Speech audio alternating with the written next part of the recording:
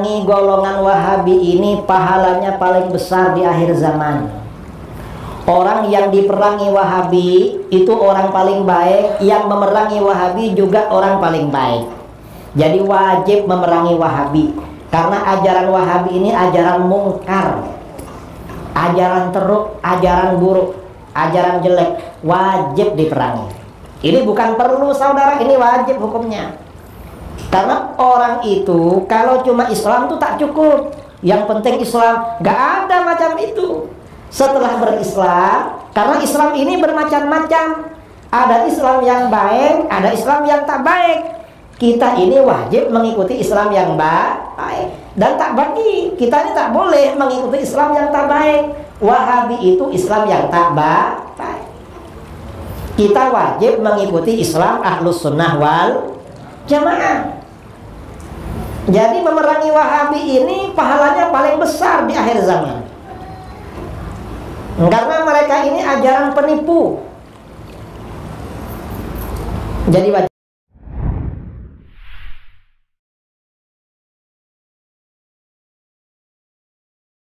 Alasan tidak menerimanya apa? Alasan tidak menerimanya bahwasanya bahwa nanti takut dikuasai oleh Wahabi. Sebenarnya ini kan ibaratnya ini bukan apa, bukan kenyataan, tapi adalah ibaratnya momok ya. Ini katakan Wahabi seperti ini. Tidak ada yang nama agama yang namanya agama Wahabi, itu tidak ada. Ya, tidak ada yang nama agamanya Wahabi. Alhamdulillah kita Ahlus Sunnah tidak menisbatkan diri ke pribadi. Ahlus Sunnah itu menibatkan diri kepada sunnah Nabi SAW. Kalau memang tidak sesuai dengan sunnah, ya kita sangat mudah untuk meninggalkannya. Sangat mudah. Cuma buktikan bahwa ini sunnah Nabi SAW, bukan yang dipaksakan gitu. Contoh sekarang, ya kita ada sebagian orang mengatakan Ahlus Sunnah itu cirinya adalah satu, mesti berkunut subuh sholatnya, atau sholat subuhnya mesti kunut. Ini geli kita mendengarnya. Ya kaum muslimin, yang ciri khas Ahlus Sunnah.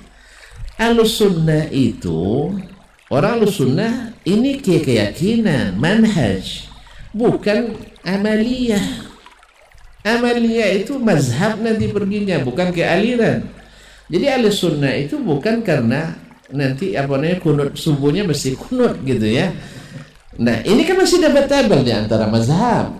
Ya, 5 pendapat dalam masalah ini. Ada yang membid'ahkan, ada yang mewajibkan, ada yang mengatakan sunnah, ada yang mengatakan sunnah bila dilakukan tidak berterusan dan sebagainya.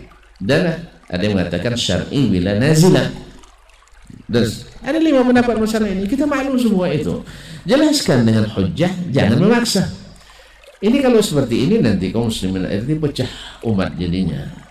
Yang orang yang masih Ahlus Sunnah, misalnya ini kalau diterima mentah-mentah oleh jemaah, ya, karena rata-rata jemaah kan mentah. Ya, orang-orang hebat pun yang di bidang ilmu lain memangku kebijakan tapi tidak belajar agama, oh berarti dicarinya masjid, di sweeping nanti. Ternyata kalau di Pekanbaru misalnya masjid-masjid yang tidak kunut subuh, ini banyak yang kena nanti kaum muslimin. Orang nanti kita. Ya padahal kan ini yang sebenarnya madu domba itu. Iya sebenarnya madu domba. Bukan dengan menampakkan ilmu berkal Quran dan Sunnah. Ini sebenarnya madu domba. Atau misalnya zikirnya harus keras baru Ahlus Sunnah. Nah sekarang sunnah siapa yang ditegakkan? Zikir keras bersama-sama itu siapa? Apakah itu yang diamalkan zaman Nabi SAW? Sehingga kita katakan sunnah Nabi. Ataukah itu yang diamalkan zaman sahabat? Juga tidak. Semuanya hanya ihtimalat. Ya, kalau ihtimalat tidak bisa. Idza waqa'al ihtimal batal istidlal. Akan hadisnya bahwa menjaharkan zikir itu sejak zaman Nabi SAW. Tapi yang kedua pertama zikir katanya. Antum mesti doa bersama. Karena zikir. Oke lah, zikir kan keras-keras, tidak ada masalah. Tapi tidak dipimpin. Tidak dipimpin. Tetapi apakah prakteknya memang seperti itu? Bahwa sahabat mesti zikir bersama. dan seterusnya. Tentu akan jawabannya pasti tidak. Pasti tidak. Hanya pemahaman kita. Kemudian harus rajin kenduri 3 hari 7 hari. Subhanallah, seolah-olah itu yang masyhur. Padahal yang ini diriwayatkan daripada Tawus ibn Kaisan. Dari Tawus perawinya Sufyan Ats-Tsauri, dan Thabit menurut ahli jarh wa ta'dil Ats-Tsauri tidak pernah bertemu dengan Tawus. Berarti riwayatnya munqati', lemah. Oh, Imam Suyuti menyebutkan Al-Hawi dalam Fatawi, kemudian Syarhus Sudur dia sebutkan ini. Betul, tadi saya katakan Imam Suyuti rahimahullah, beliau itu adalah mausu'ah, ensiklopedi, semua disebutkannya, ya. Tapi dihasankan oleh Ibnu Hajar rahimahullah. Di mana datang hasannya? Di sinilah penuh ilmu bahwa hadis ini masuk dalam Kitabul Marasil Abu Dawud. Kemudian dihukum mursal juga oleh Abu Hatim Ar-Razi rahimahullah jami'an. Diraibkan mursal maqtu, kemudian dhaif karena inqita. Masa ini mengalahkan hadis yang lain. Bahwasanya ayat itu diazab 7 hari 7 malam. Makanya ini kan ini bunyinya. Tapi ini berlawan dengan hadis yang tidak ada dalam hadis muttafaq alaih atau dalam Sahih Muslim, bahwasanya dia itu disiksa hanya ketika orang meninggalkan dari kubur 7 langkah. Masa ini mengalahkan yang oke lah, betul dia bahwa si bersedekah. Kita lihat di zaman sahabat misalnya, apakah mereka melakukan kenduri atau tidak? Akan mendapatkan juga tidak. Nah, ternyata paman kita, antum jelaskan, tidak ada masalah. Tapi izinkan saya juga menjelaskan tanpa marah-marah kita. Kan saya tak marah kok. Cuma tidak marah pun dibilang keras juga itu. Ya antum bilang sahih, saya bilang tidak sahih ilmu saya. Antum buktikan dia sahih. Yang jelas dia hanya sampai Tawus bin Kaisan. Kemudian Ubaid bin Amr al-Ansari, walaupun ikhtilaf sahabat atau tidak misalnya dia. Kemudian dari Ubaid ini sendiri pertama dia mursal. Mursalnya juga dhaif. Ada rawi majhul yang sampai kepadanya. Subhanallah, gimana? Tapi Imam Suyuti menhasankannya. Di mana hasannya ya Imam? Di mana hasannya? Seluruh jalannya munqati', seluruh jalannya majhul, dhaif. Di mana datang hasannya? Saya kalau kembali ke ilmu hadis yang Imam Suyuti juga paham itu sendiri, tetapi dia tidak terapkan dalam masalah ini. Masa saya harus mengikuti itu? Tapi antum misalnya daripada ikut Dasma lebih baik ikut Suyuti, silahkan. Saya silahkan, tidak ada masalah. Cuma yang saya ikuti kan bukan Imam Suyuti, yang saya ikuti adalah generasi sahabat. Ada nggak kenduri sama sahabat? Alhamdulillah. Antum pusing nyari, tidak ada nanti. Tidak ada. Berarti mereka tidak memahami seperti yang itu pahami. Berarti halnya itu bukan masyhur di zaman mereka. Oleh sebab itu, tidak ada di antara kita kecuali mengikuti mereka. Saya memilih yang ini, atau pilih yang itu, gini aja kok repot. Kenapa harus sampai memprovokasi, mempersekusi, dan sebagainya? Oh, enggak, kami disesat-sesatkannya. Bukan, antum aja yang baperan. Kita tidak menyebut antum sesat tadi. Hanya nyebut salah. Masa salah tidak salahkan. Kita sering direndah-rendahkan, malah bukan disalahkan. Oleh sebab, makanya oleh itu ikhwannya khawatirullah.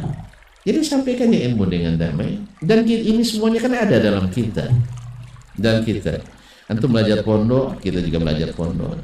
Dulu kita belajar itu, juga belajar itu sama. Cuman kan ilmu itu kan berproses. Antum masih senang dengannya dan yakin dengan kebenarannya, alhamdulillah, silakan. Cuman jangan buat image. Kan ini yang masalahnya. Bila tidak ikut kenduri berarti tidak sosial. Definisi sosial itu apa? Harus kenduri? Kan tidak mesti itu. Ahlus sunnah masa harus kenduri? Ini kan menggelikan ini. Menggelikan. Kemudian harus apa lagi? Harus rajin. Harus rajin ziarah kubur gitu. Subhanallah. Nabi yang larang kita untuk jangan jadikan kuburannya tempat yang ziarah berulang-ulang dan waktu tertentu. Bukan melarang ziarah kubur, silakan ziarah kubur, tapi jangan jadikan sebagai program tahunan atau program bulanan, mingguan dan sebagainya. Masuk agenda. Agenda. Kemudian ramai-ramai. Di mana dapat tujuh ramai-ramai? Oh enggak, kalau boleh sendiri boleh juga ramai. Bukan kita melarang ramai-ramai, tapi menjadikan sebagai agenda, sebagai sesuatu yang berulang-ulang, kan edan kata Nabi. Oke lah, antum tidak paham hadis Nabi, saya terima tidak paham. Tapi siapa yang melakukannya di antara orang-orang yang paham? Ya, Nabi kan punya sahabat tadi. Ya, Ahlus Sunnah wal Jamaah yang asli itu sahabat Nabi yang asli.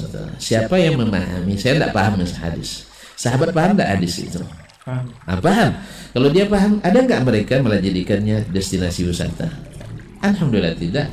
Kalau demikian berarti saya ikut pemahaman mereka atau ikut pemahaman itu urusan itu. Tapi jangan tersinggung ketika saya menjelaskan. Wallahu musta'an.